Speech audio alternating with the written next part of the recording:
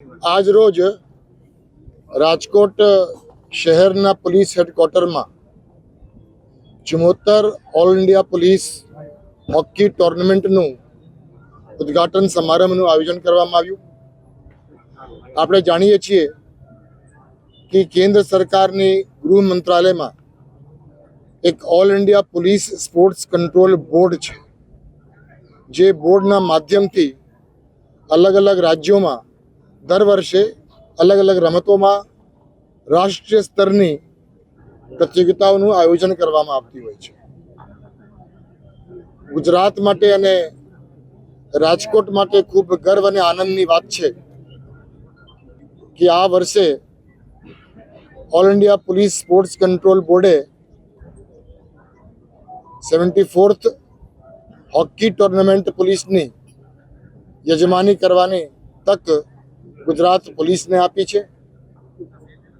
આજે આ ઉદ્ઘાટન સમારંભમાં અલગ અલગ રાજ્યોના અને અલગ અલગ કેન્દ્રીય પોલીસ બળોના પુરુષોની 24 ટીમ અને મહિલાઓની 8 ટીમ પ્રતિયોગિતામાં ભાગ લેવા માટે આજે હાજર રહ્યા હતા. ખૂબ ભવ્ય ઉદ્ઘાટન સમારંભનું આયોજન થયું. આપણા દેશમાં હોકીની એક ખૂબ ગૌરવશાળી પરંપરા રહી છે. ઓલિમ્પિકના ગોલ્ડ મેડલથી લઈને આ પરંપરાને જાળવી રાખવા માટે પોલીસના જવાનો પણ હોકીના રમતમાં ખૂબ ઉત્સાહથી રમતા હોય છે અને ભાગ લેતા હોય છે. દેશમાં હોકીની જે ગૌરવશાળી પરંપરા છે, એની સાથે સાથે યુનિફોર્મ્ડ સર્વિસીસમાં રમત ગમતની પણ એક ગૌરવશાળી પરંપરા રહેલી છે.